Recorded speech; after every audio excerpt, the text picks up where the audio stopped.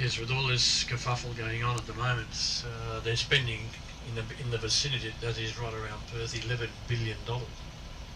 And this is going to be closed in the next couple of weeks because they've got to dig all this out, and they're going to bring the water right up to the city over on the left-hand side. It's going to be in a sort of a horseshoe fashion. It'll have lots of alfresco dining and hotels, different types of accommodation, cycleways, footpaths. So the whole city is, of course, changing, and in the next few years we will certainly see quite a lot of changes, and it's all looking down into the future. So at the moment, with all these trucks and places and people parking, it makes it very hard, of course, to get in and out. So it'll be interesting when they close this off in the next couple of weeks. It'll be even more chaos. And, but it's all, as they say, it's all for the big picture. So we're going to make a right-hand turn. We're going to leave Perth via the Riverside Drive. Quite a good view across through here along the water. We'll pick up the Great Eastern Highway, and that will take us east. Wave Rock is located 360 kilometres east of the city of Perth. That's one way. Today we do, by the time we get back to Perth, or roughly about 820 kilometres. Is that a long way, you reckon? It's only just down the road. That's right, in Western Australia, it's only just down the road. And we're going to see and do a lot. And Wave Rock, of course, is located in the middle of the wheat belt, what we call the Central South Districts. And it's straight ahead, over and up and over those hills with the Darling Scar. And that's what we're headed for. So we go through the eastern suburbs, past the airport. We climb the escarpment, which we'll tell you about. Eventually ending up in the town of York, roughly about 9:30. We're going to have a cup of tea there. It's like stepping back in time, York, 1830. Beautiful little spot. All this area that you see on the left, this is Langley Park. In 1920 was Perth Airport. So if you had flown into Perth, not with the jumbos or the jets today, of course, this is where you would have landed. Today we still use it to land light aircraft, playing fields, circuses. As you can see, they've put up all these banners of what's going on in Perth. So it plays host to a great many different types of events. Very important place. From the time that we leave York, we'll continue through to the Avon Valley, which is a very pretty place. You'll see a lot of farms today at this time of the year. They're bringing in the crops, which we'll tell you about. And eventually, going through to Wave Rock, we should be at Wave Rock about 1 o'clock this afternoon. We follow a program there which I'll tell you about when we get there, because it gets confusing after a while.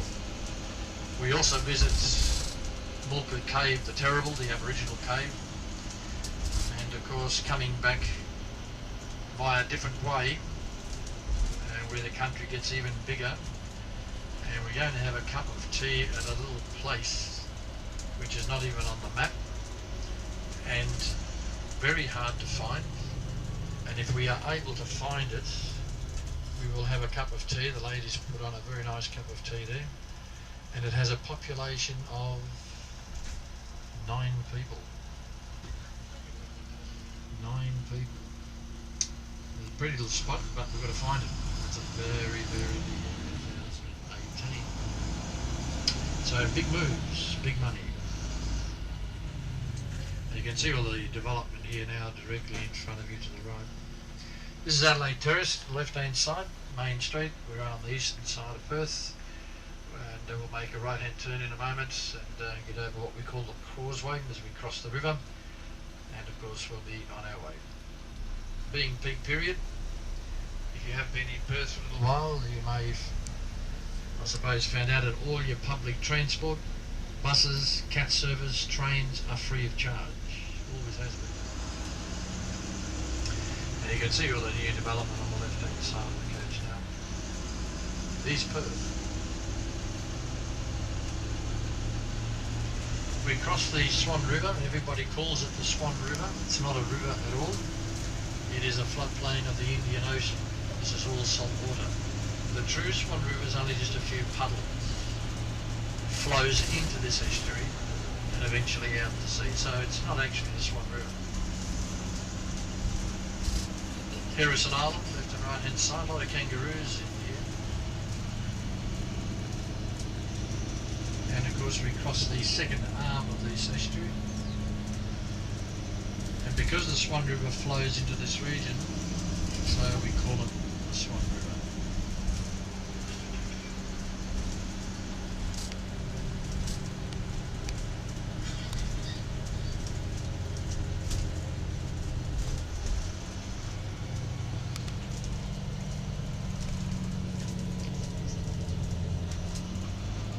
All the land that you see around you is reclaimed.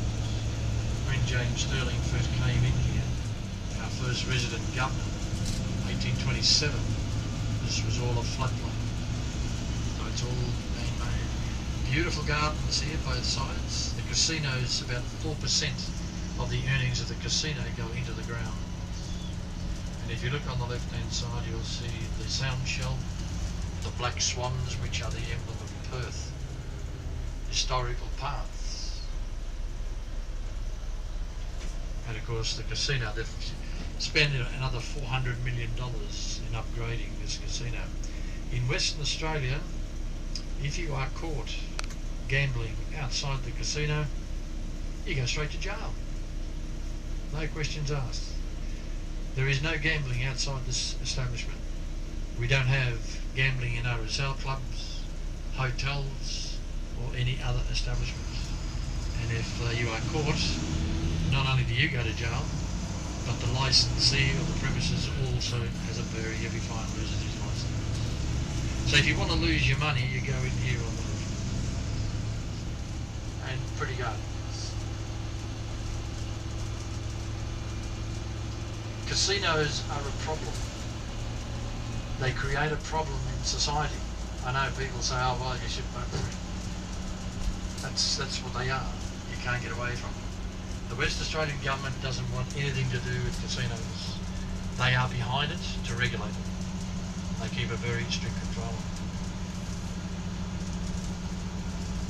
The other side of Australia, those places such as Adelaide, Melbourne, Sydney, Brisbane, and so on.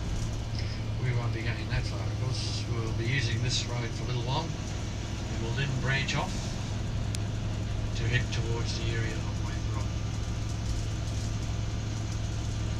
And if you did come in by the airport, you would have come in this way.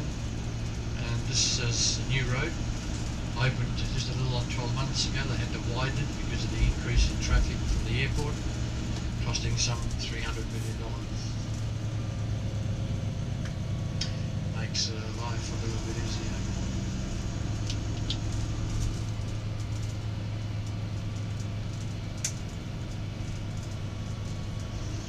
We can certainly start to get a little bit of a view of the escarpment directly in front. People often say the ranges, the hills, the mountains, nothing of the sort. We don't have those things in WA. It's an escarpment. It's not high enough for any of those other things. And we'll be climbing over that.